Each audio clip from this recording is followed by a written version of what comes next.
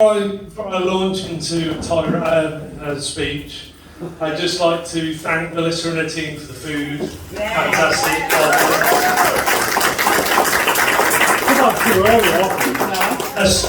Making my sister go last was fantastic. Really enjoyed that. It's a little bit of a fusion. It's a little bit English and it's a little bit Filipino.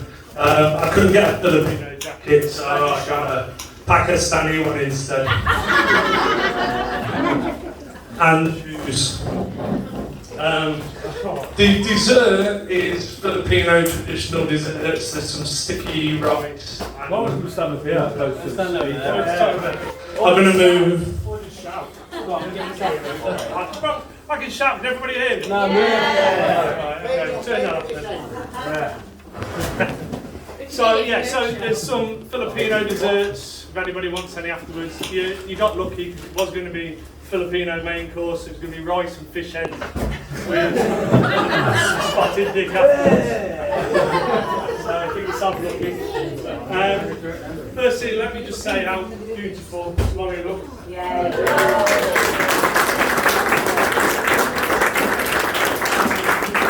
The dress today was beautiful. I think she stole off the cake decoration. Can you believe they sell wedding dresses in the kids department? Is that weird or is that just me? If you don't know, I ordered Laurie off Wish. I should have ordered one 3 times bigger to get the size.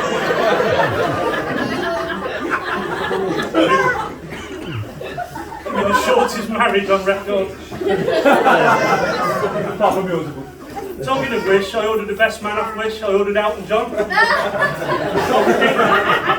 Nicholas Sturgeon instead.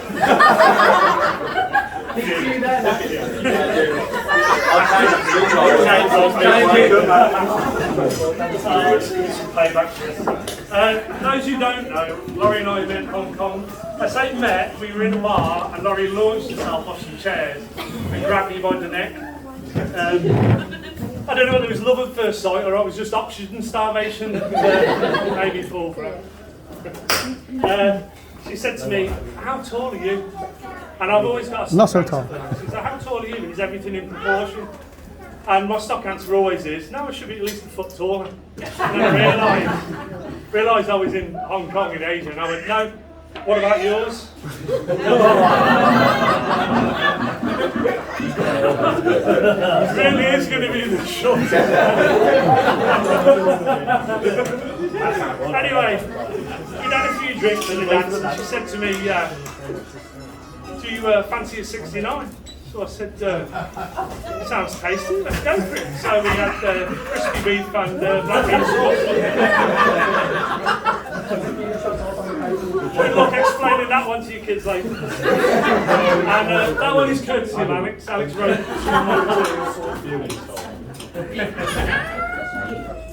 moving on quickly. As we left the Chinese restaurant, by the way, which is weirdly in Hong Kong, Chinese restaurants are just called restaurants. But as we were leaving, there was a guy there saying, "Excuse me, you haven't eaten in 3 days." And I said to him, "I ignore your constitution, mate. I can't give up anything. I can't lose weight for toffee, or chocolate, or beer." It's a Tommy Cooper joke, by the way. They say that a man always marries somebody who reminds him of his mother. And apart from both being short, I'm not sure that got much. In fact, the Steps, I believe, were the first Filipinos that could swim. But it isn't actually true because neither of them can actually swim. Yeah, about 5 feet. Anyway, she said to me, "Can you make me a meal like your mother used to make?" And I don't know how you extract the flavour out of food, and once we find that out, we can't actually make one. You think I'm joking, but until I left home and I stood sideways, I looked like a golf club. And now I'm about to lose a mother and a wife at the same day, which normally only happens in bed with the same person. No! I will say though, it's not all been smooth sailing since Laurie and I have been together. There's been anger, there's been bitterness, there's been questioning that I was even Dallas's dad, and that's the civil service for you. And they support us every single step of the way. And if nothing else, that proves love conquers all, because I tell you what, they have thrown so many barriers into even getting married today, let alone getting into the country. It's been an absolute trial to get here. So you do have to hang on during those dark times. I'm going to just quickly, just to shorten things for later on, I'm going to run through the common questions Laurie and I always ask when we're together. First question I get asked is, what's the height difference between you two? Now, my height is 6'5". Laurie's official height is 4'11", in the same way that my official weight is 16 stone.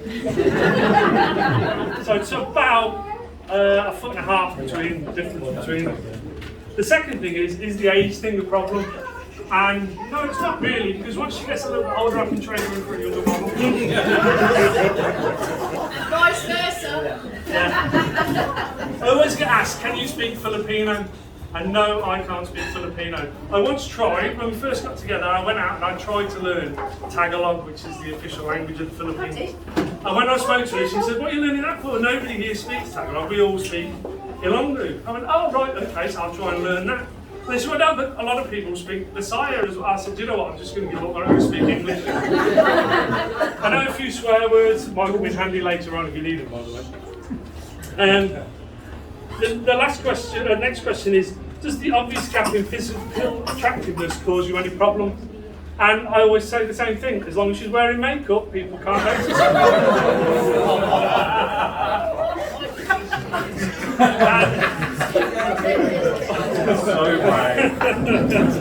I find last one for the Filipinos in the room, yes, I should be about a foot taller. So I think it's time was probably a little bit more sensible. My wife and I would like to thank every single person who's turned up today. I know it's a bit of a mission getting to this part of the world. I did it deliberately so I didn't have to pay for too many dinners. We're all moving back to Coventry as of tomorrow. And it really does mean a lot that people come all of this way. They've got hotel rooms, etc., which I'm not reimbursing for. And it just means a lot that everybody's here today, that we can all have a drink together and catch up and chat. Because the last few times I've met with family, it's always been at a funeral, so it was time to change the record a bit and do something different. Why did you dress like one then? An Indian funeral. Sorry. Sadly, I never got to meet Laurie's father, so I can't thank him for giving me such a wonderful daughter. But I'm sure he'd be really proud of the woman that she's become. I'm sure he'd be proud of how beautiful she is today. And I would like to thank Laurie's mother for welcoming us as a family.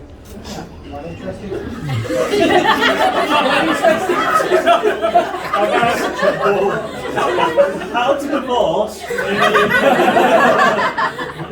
Normal welcomes in that. But no, I'd like to thank you for all the hospitality on the road around the film. Yeah. She's right into that now. She said you're welcome. And also,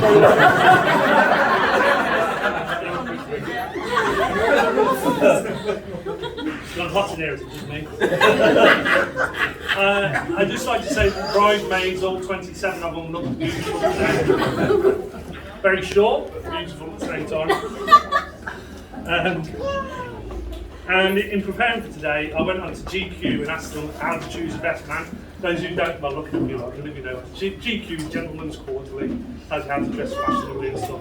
You did get your shoes from there, I did. It said, choose someone who is less intelligent, less attractive, less physically imposing, and make sure they're not as funny as you. So I could have chosen anybody in here today.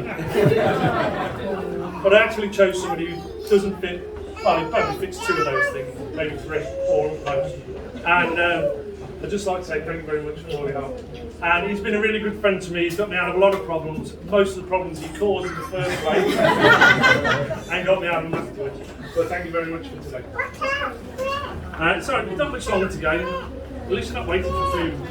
That was bad enough. And finally, obviously, it goes without saying how beautiful Laurie looks today. She has been just a complete fresh breath air compared to people I've been with in the past. Yes.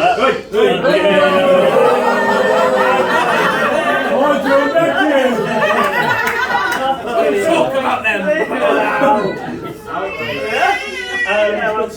Stop that right now. She's better at English than most of us. That is true. But I can't really do Laurie justice, so I'm going to use the words of Charles Aznavour. So, she may be the reason I survive. I'm not singing it, no chance. Maybe the reason I survived, the why and wherefore I'm alive, the one I care through the rough and rainy years. I'll take her laughter and her tears and make them all my souvenirs. But where she goes, I've got to be. The meaning of my life is Laurie.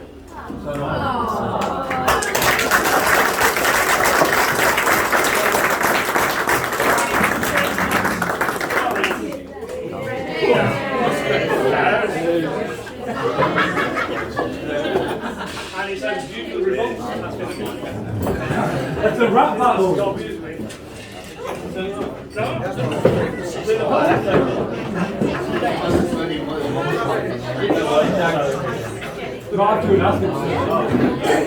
Turn the mic on. DJ, turn the mic on. You get a selfie.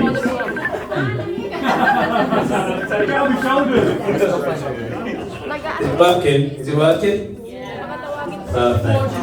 There you go. That's what we needed. So, thank you, Craig. Good afternoon, or Mangandang Hapon. You lot can't, you don't know what I've just said. That's as far as it goes from a Filipino perspective. What are you pointing at, DJ? If you move that way, then I think my man will be back. Oh, Robert.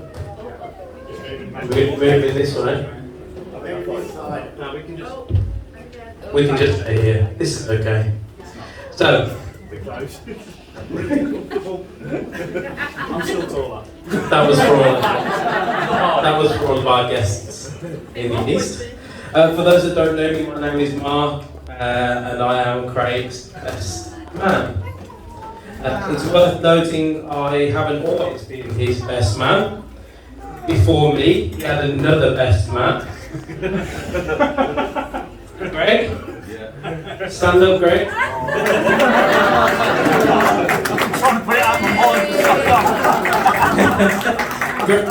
Greg was the original best man. I don't know you, Greg. No offense from my perspective, I know but this shit you're going to go through in about. you must be an absolute knobhead for you to be demoted for me to be the second best man. If there had been a fish in the room, I'd have been below that as well. I can't imagine what person you are for me to be the next. I was the only one still speaking to him. Thank you, Greg. Round of applause for Greg, everyone. I'm going to go up to the top. Perhaps he's picked me because he thinks I'm going to say nice things, because he thinks I'm going to be courteous, because he thinks I'm going to talk about how perfect a life he's created for him and Laurie.